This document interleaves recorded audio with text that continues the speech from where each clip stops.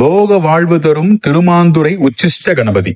நீலதாரை அப்படிங்கிற அரக்கிய கர்ப்பமடங்க செய்த கணபதி அதன் விளைவா அசுரகத்தி தோஷத்துக்கு ஆளாகிறாரு. விமோச்சனம் பெறணும் அப்படிங்கிறதுக்காக ஆம்பிரவனமாகிய மாந்துரையில வல்லபை சமேதரரா சிவபூஜையும் செய்யறாரு. அதனால மனமகிழ்ந்த சிவபெருமான், நீயும் நானும் வேறல்ல, நீ பிரணவஸ்வரூபி, நான் பிரணவமயம், எனக்குரிய நெற்றிக்கண் கங்கை, பிறைமதி, அருகு, தும்பை, சடைமுடி இதெல்லாம் உனக்கும் உரியது.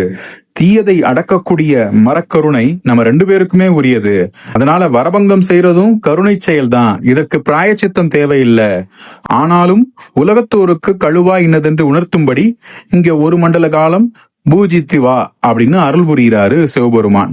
அதன்படியே வழிபட்டு தோஷம் நீங்க பெற்ற விநாயகர் இங்க உச்சிஷ்ட கணபதியா அருள்பாலிக்கிறார். அக்ஷயநாதர் சன்னதிக்கும் போகாம்பிகை சன்னதிக்கும் இடையே இந்த பிள்ளையார் சன்னதி கொண்டிருக்கிறாரு. இப்படி ரொம்ப அரிதான அமைப்புடைய கானாதிபத்திய கஷேத்திரம் அப்படின்னா அது இந்த கோவில் தான். வறுமை நீங்கவும் சகல வளங்களோடு போக வாழ்வை பெறவும் அருள் செய்யக்கூடிய தெய்வம் விநாயகர்.